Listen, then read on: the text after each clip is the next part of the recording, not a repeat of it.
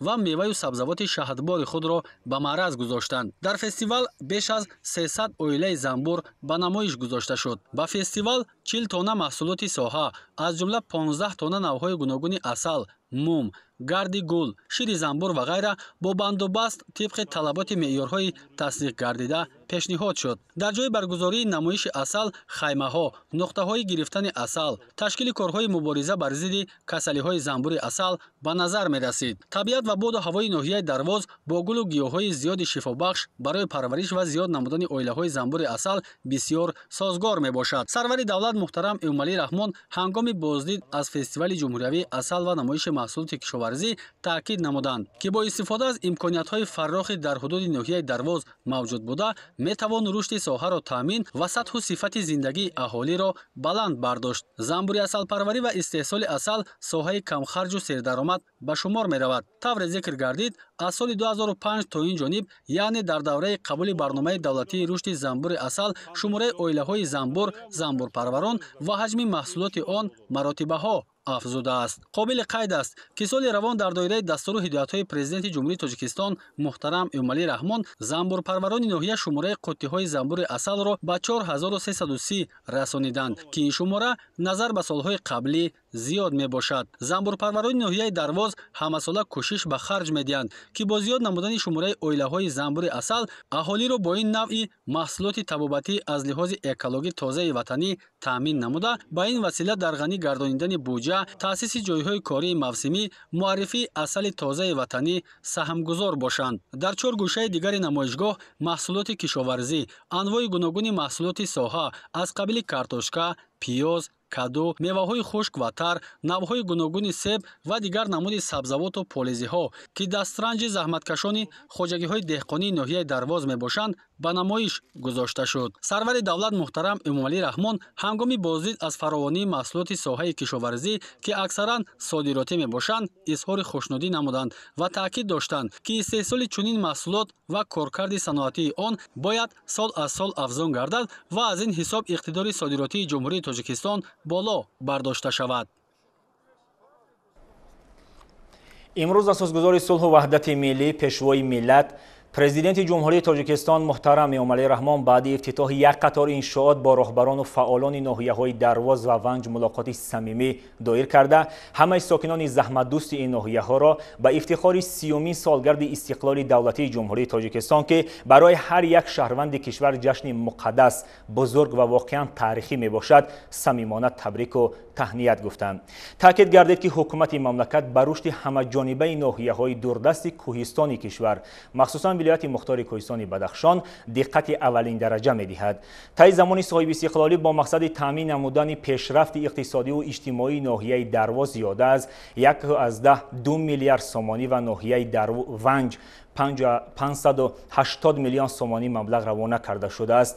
дар давоми 30 соли истиқлол дар ноҳияи Дарвоз 10 лоиҳаи сармоягузории давлатӣ дар соҳаҳои гуногун бо маблағи беш аз 500 миллион сомонӣ амалӣ гардида, ҳоло татбиқи боз 7 лоиҳаи сармоягузории давлатӣ идома дорад, ки то имрӯз дар доираи онҳо қариб 250 миллион сомонӣ маблағ аз худ карда шудааст. дар ҳамин ҷо баъди суханронии сарвари давлат муҳтарам Эмомалӣ Раҳмон муколамаи судманду созанда бо сокинони ноҳияҳои Дарвозу Ванҷ баргузор шуд.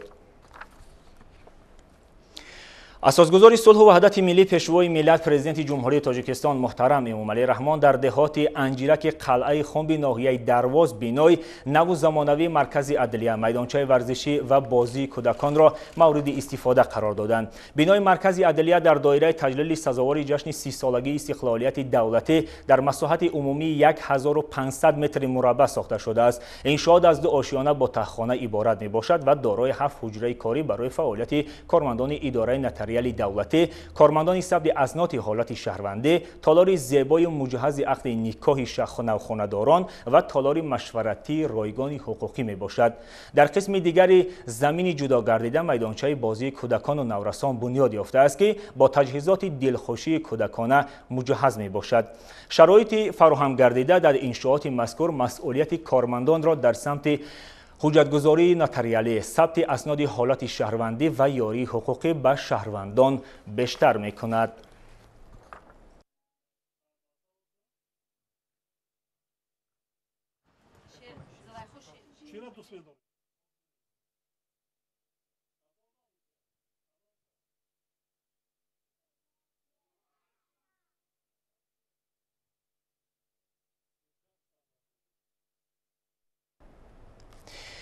در ناحیه درواز اساسگزار صلح و وحدت ملی پیشوای ملت پرزیدنت جمهوری تاجیکستان محترم امامعلی رحمان با خصلت‌های حمیده انساندوستی و یتیم پروری چون عنعنه نکو با یک گروه یتیمان کل از ناحیه‌های درواز و ونج مکالمه صمیمی دایر کرده از حال و احوال شرایط زیست و تعلیم و تربیتشان پرسان شدند.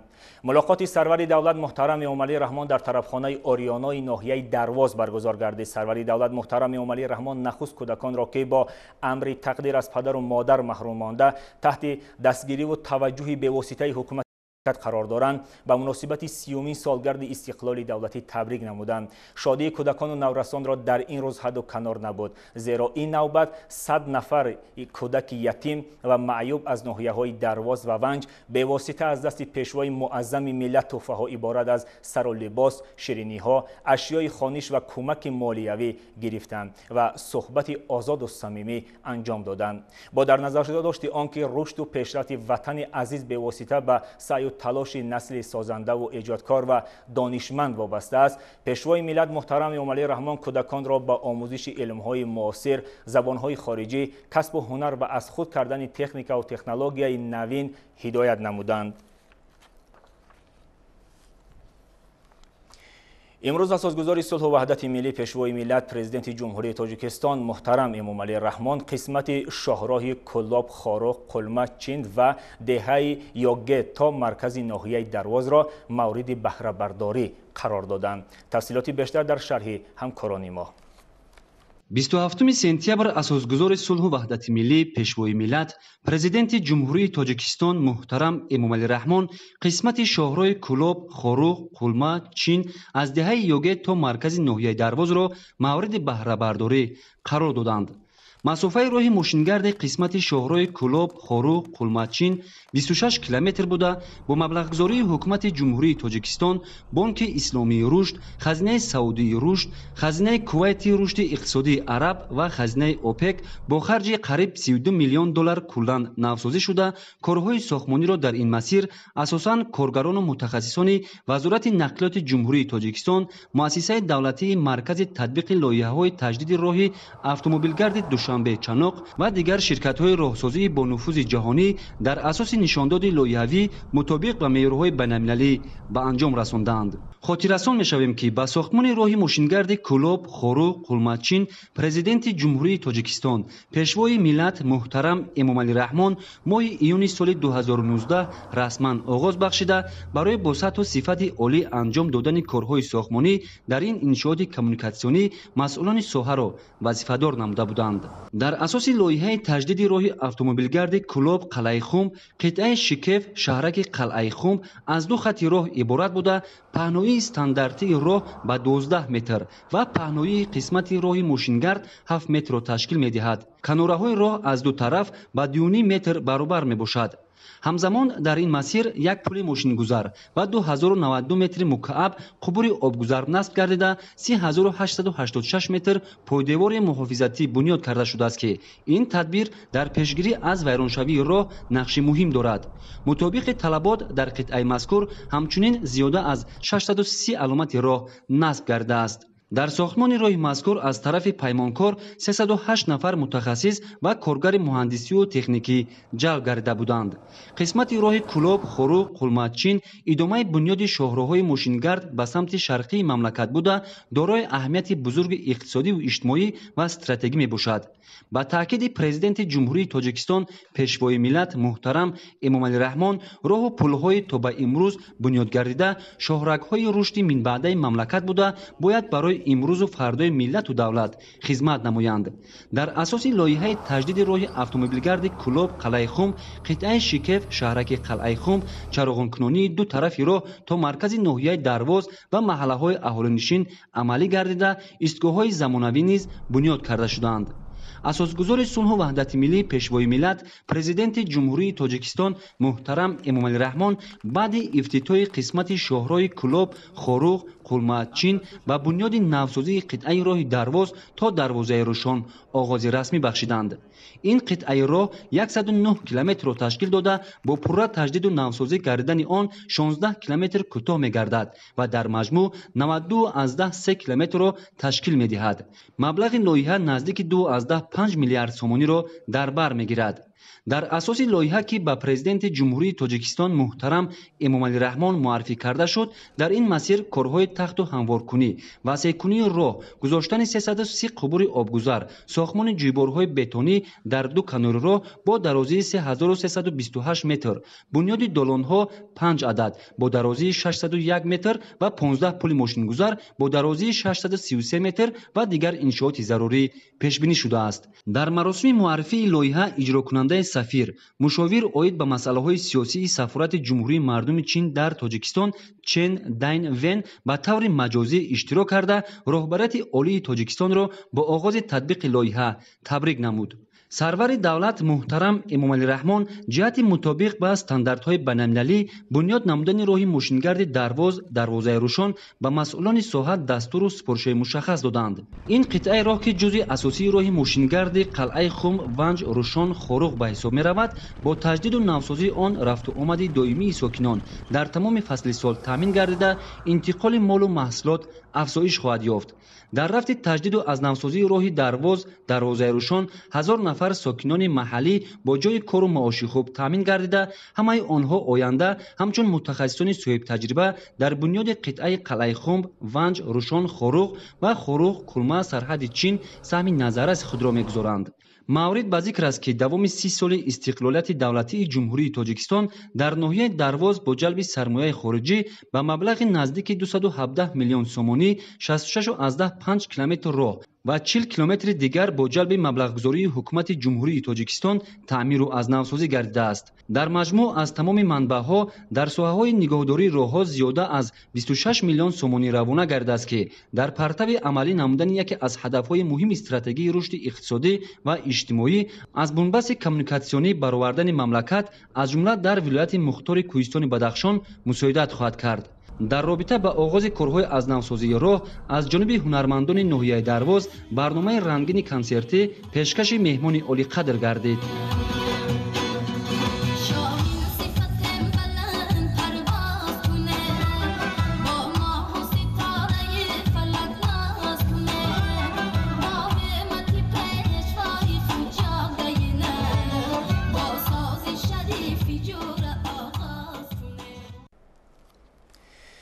امروز اساسگزار صلح و وحدت ملی پیشوای ملت پرزیدنت جمهوری تاجیکستان محترم امامعلی رحمان در ادامه سفر کاری در ناحیه درواز در گذشت نظامی قشون‌های سرحدی، خدمتچیان حربی دیگر نوع‌های قشون‌های خشکگردی وزارت مدافعه و کارمندان مقامات حفظ حقوق اشتراک و سخنرانی نمودند. نخست پیشوای ملت محترم امامعلی رحمان همه سربازان دلیر وطن را با سالگرد استقلال دولتی تبریک و تهنیت گفتند. سرور دولت محترم امامعلی رحمان از تاریخ پرافتخار دولتداری تاجیکان، تحکیم ارتش ملی و گرامی داشت ارزش‌های ملی اندیشه‌رانی کرده سهم فرزندان دلیر و شجاع را در تامین صلح و ثبات سرتاسری نظررس ارزیابی نمودند. بعد سخنرانی پرزیدنت مملکت محترم امامعلی رحمان گذشت نظامی و نمایش تکنیک‌های حربی دایر گردید. گذشت نظامی خدمتچیان حربی با اشتراک 2000 نفر سربازان و افسران و 50 تکنیک و دیگر مهمات جنگی در وضعیت تنتنوی برگزار شد. امروز اساسگزار صلح و وحدت ملی پیشوای ملت پرزیدنت جمهوری تاجیکستان محترم امامعلی رحمان همچنین در دهه درابک ناحیه درواز به فعالیت جمعیت دارای مسئولیتش محدود تجهیز آغاز بخشیدند. سمت اساسی فعالیت کارخانه نو در ناحیه درواز و بند و بست محصولات خوراکواری از جمله لوبیا، نخود، ماش، مکران و برنج روانه گردیده در اساس همکاری صاحبکاران وطنی با شریکان رشد تأسیس یافته است. محصولات خوراکواری در کارخانه با استفاده از تکنولوژی که از ترکیه وارد و وصل و نصب گردیده است مطابق معیارهای بین المللی بند و بست می گردد. به اطلاع مسئولان کارخانه امکان دارد که در یک ماه 500 تن محصولات و در یک سال تا تن محصولات خوراکواری را بند و بست نماید.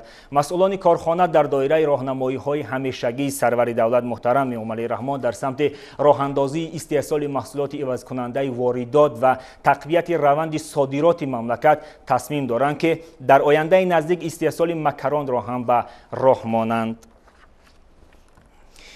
اساسگزار صلح و وحدت ملی پیشوای ملت پرزیدنت جمهوری تاجیکستان محترم امام علی رحمان در ادامه سفری کاری در ناحیه درواز 3 کارخانه نوی استحصالی از جمله جمعیت دارای مسئولیت محدود میوه‌های بدخشان را به استفاده داده با روند استحصال شناس شدند.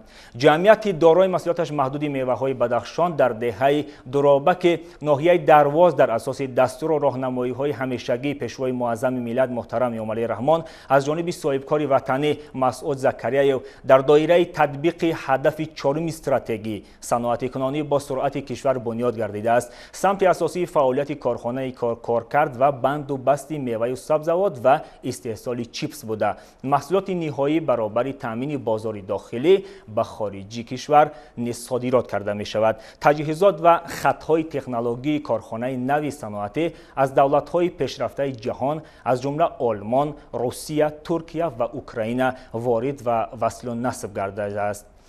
پرزیدنت مملکت محترم امام علی رحمان اقدام صاحبکار وطنی را برای سهم گذاشتن در تطبیق هدف‌های سازنده و بنیادکارانه راهبریت عالی حکومت مملکت در سمت تأسیس جایهای نوی کاری، کارکرد محصولات خام وطنی تا حد نهایی و رشد دهات نمونه عبرت ارزیابی کردند. امروز اساسگزار صلح و وحدت ملی پیشوای ملت پرزیدنت جمهوری تاجیکستان محترم امام علی رحمان در دهه درابک ناحیه درواز همچنین جمعیت دارای مسئولیت محدود کرام پلاس را مورد بهره برداری قرار دادند. سرور دولت محترم امام علی رحمان با خطهای استحصالی، امکانیت کارخانه نو و محصولات تیار آن شناس شده با متخصصان وطنی صحبت صمیمی نمودند. کارخانه نوی صنعتی در دایره تدبیرهای سازندگی و آبادانی با مقصد تجلیل سزاوار از 30 سالگی استقلالیت دولتی جمهوری تاجیکستان از جانب صاحبکار وطنی رحمان شفایف بنیاد گردیده است. در کارخانه قبور و در و تریزه های پلاستیکی با استفاده از تکنولوژی معاصر در اساس معیارهای بین المللی استحصال کرده می شود. در کارخانه نو تأسیس استحصالی 30 نفر با جای کاری دائمی و معاش خوب تأمین گردید.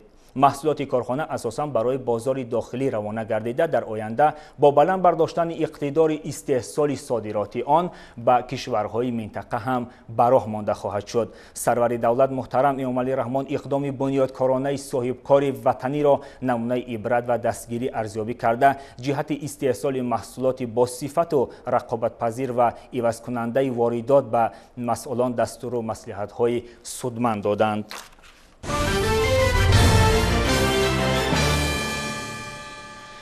بینندگان عزیز، این بود نشر نوبتی برنامه اطلاعاتی نوید که مستقیما منظورتان گرداندیم. خیر، تن، صحت و خانه آباد باشید.